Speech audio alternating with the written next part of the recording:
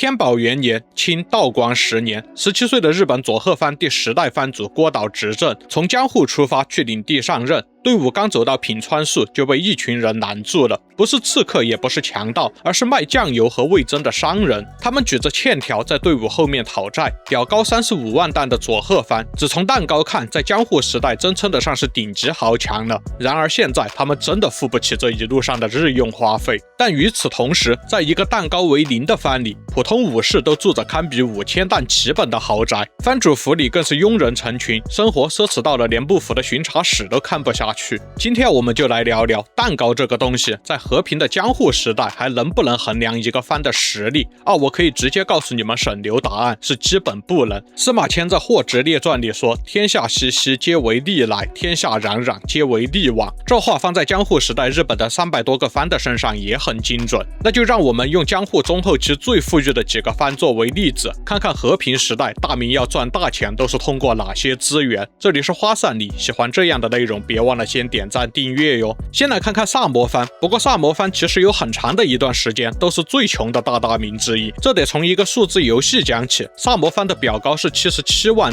石，實高87萬石，看着是僅次於加賀藩的第2大藩，甚至還佔了點幕府的便宜。但是其他藩報的是精米之後的蛋糕，而薩摩藩報的是沒有脫殼的蛋糕，所以其實換算下來，薩摩藩的77萬石只相當於別的藩40萬石左右的生產力，但對幕府的義務卻是要按77萬石來算，一直在被吸血。當然薩摩藩不是白吃虧，他也有自己的苦衷，主要是薩摩藩的財政供養人口比例太高了。當時全日本的氏族占總人口比例大約是 0.4%， 而江戶前期薩摩藩武士就占了全部人口的大約1/4。你要維持這麼多的武士編制，這麼大規模的財政供養人數，那就必須要有一個龐大的民意 GDP， 才能夠讓其他的賬面看起來正常一點。不然幕府的巡查使到時候反問你，你民收入都這麼低了，你還養這麼多兵是想幹什麼？那可就不愉快了。於是薩摩藩很長一段時間就這樣硬向幕府負擔超過國力的義務，其實是薩摩藩自己為了維持特權階級結構而搞了虛高 GDP， 讓大家一起過窮日子。那為了可持續發展，薩摩藩又發明了外臣制，也就是給武士們保留武士的身份和特權，但是不發俸禄了，有编制有工作，但是沒有工資，同時也允許他們搞副業这個樣子。子曰：君子謀道不謀食，但是在薩摩藩做公務員，那就得武士謀道也謀食。好在薩摩藩後來得到了一張底牌，那就是安美和琉球。實際控制這些島嶼之後，薩摩藩獲得了可觀的稅收和商業收入。到了江戶中期，這裡的收入超過了領地農業收入。1753年，幕府命令薩摩藩承擔木曾川治水工程，這個工程本身就是幕府的夜壺工程，存在的目的就是敲詐外洋大名。薩摩藩負責時，原本預算15萬兩，最後花了40萬兩，其中22萬兩都是向幕府的紅頂商人借的，其實就是幕府強行放的高利貸。在工程期間，甚至有数十名薩摩藩士不堪羞辱切腹自殺。這筆債就變成了薩摩藩的放血槽，一直還，但是怎麼也還不完。更雪上加霜的是，薩摩藩又出了個島津重豪，此人因為和將軍家聯姻，在江戶被稱為高輪下馬將軍，權勢熏天之餘，生活還極度奢侈，又是個狂熱的西洋文化愛好者，只恨當時沒有靠譜的海外代購平台。說到這個，我就不得不說掏空家底瘋狂海淘那是不對的。薩摩藩的負債最終膨脹到了500萬兩之巨。最糟糕的一段時間，薩摩藩的年財政收入是12到14萬兩，但這些政府債光是利息一年就要80萬兩。島津重豪實在是走投無路了，破格啟用茶房主出身的吊索廣相進行財政改革。廣相知道這種爛活接了肯定惹一身騷，本來是拒絕的，但是據說重豪親自拿着刀架在他的脖子上，他最終也只能答應了。那廣相先就是來一個賴賬不對，叫債務重組，把薩摩藩的債務強行改成無息分期，分期長度250年，債主孫子的孫子都別想把錢全部拿回去。廣相的另一個辦法是強化黑糖專賣，日本自古就缺糖，到了江戶時代，糖類突然供應充足了，就是因為有了薩摩藩從南島把黑糖運進了日本，然後廣相就要求薩摩商人對江戶，包括對幕府提供的黑糖價格都大幅漲價你做初一，我做15，最後賺了230萬兩回來。相對的呢，提供黑糖的安美島民則是被極限壓榨，以至於當時多了一個詞語叫黑糖地獄。與此同時，廣襄又重拾了明朝時九州的傳統藝能，通過琉球作為中間人，在清國和日本之間搞走私，也是賺了一大筆錢。吊索廣襄執政10年左右，薩摩藩的500萬兩窟窿都被填平了，藩庫裡還攢了100-200萬。這筆錢後來被用於購置軍火和推進前工業化，把薩摩送上了幕末最強雄藩的位置。不過吊索廣襄本人的結局很慘，幕府調查薩摩藩走私，發現實質證據之後，他在江戶藩邸銷毀證據之後服毒自殺。死後吊索家家路被沒收，家人被流放。給藩續了命的人，藩沒有給他續命；給藩攢了錢的人，1文錢也沒能留給兒子。再看長州藩，關原之戰後，毛利氏從120萬石被砍到了37萬石，領地縮水了將近70%，但是家臣一個都沒少。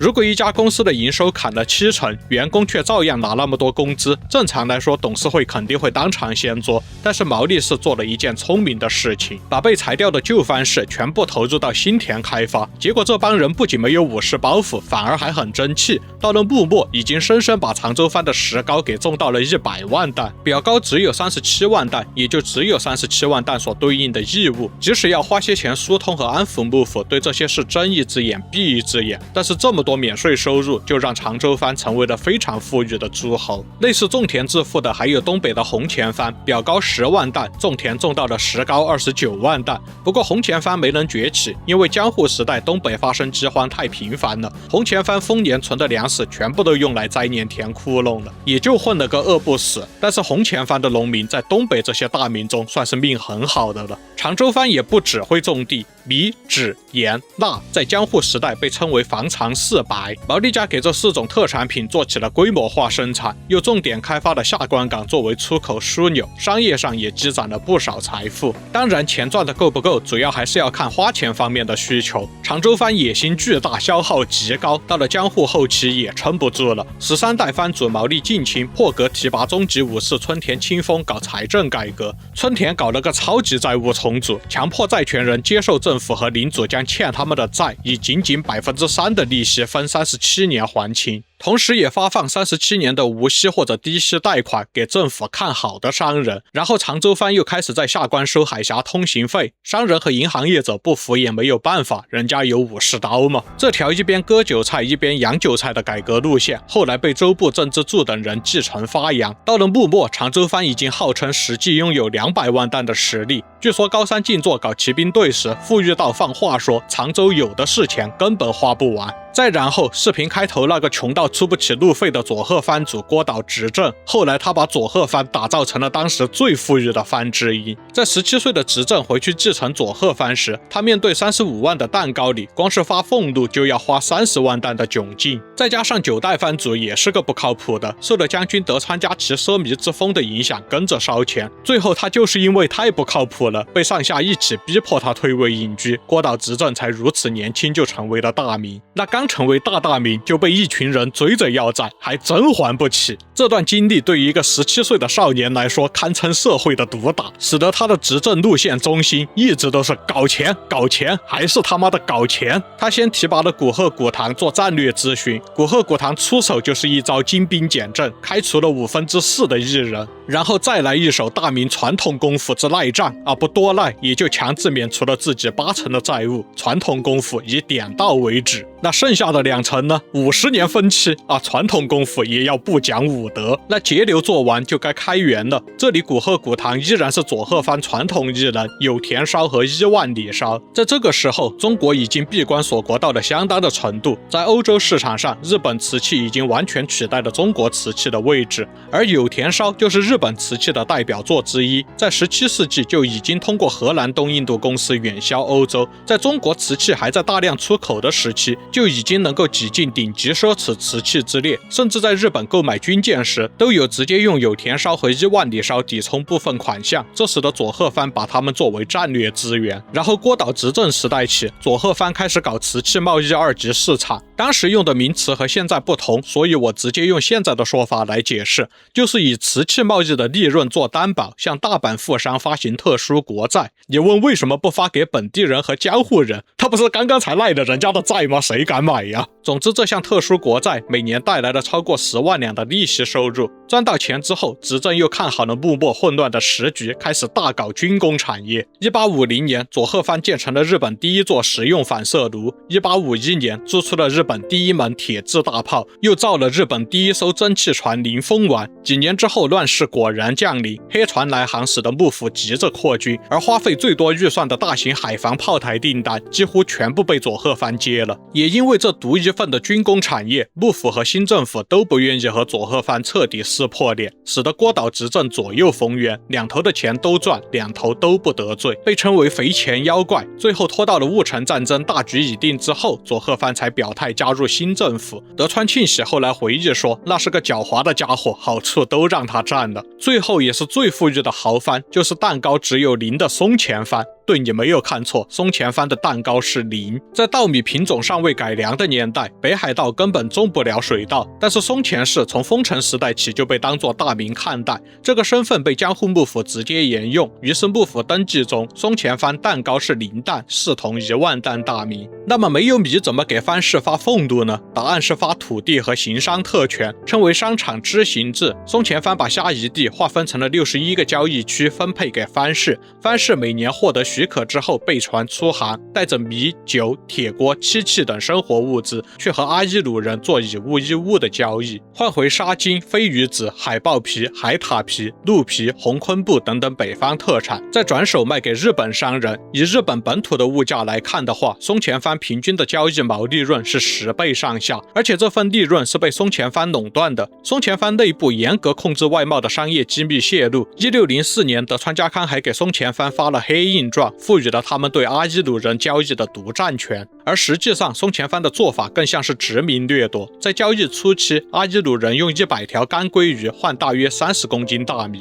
後來，松前藩單方面的漲價1倍，而且強迫阿伊魯人交易，不願意交易的就扣押他們的孩子做人質，其他的商品也類似如此。於是，松前藩和阿伊魯人部落有時會爆發戰爭。1669年沙克沙因之戰，1789年庫拉西利梅纳西之戰，都是阿伊魯人的反抗。在這種掠夺之下，利騎士幾乎在整個江戶時代都是最富裕的大名。到了18世紀，藩士們連自己跑都懶得跑了，乾脆把交易權外包給商人，自己收手續費和提供保護。雖然松前藩每年的收入也就幾萬兩、10幾萬兩，但是他們從上到下總共就349戶武士，分這麼多利益，人均享受的財富水平在300多個藩裡是斷層領先的第一。連幕府派去的巡查使都在報告裡寫道，松前的藩士們個個僱傭大量僕人，住在寬敞豪華的宅邸中，排場堪比5000擔旗本。雖然幕府內部有些人批判他們這樣做太不像武士了，但是考慮到松前藩的特殊性質，德川家基本都會幫他們擺平這些日本本土的不利的事情。總之，這幾個江戶時代最富裕的藩，雖然財源有所不同，但共同點是都不靠老老實實種田。蛋糕體制的底層邏輯是米本位，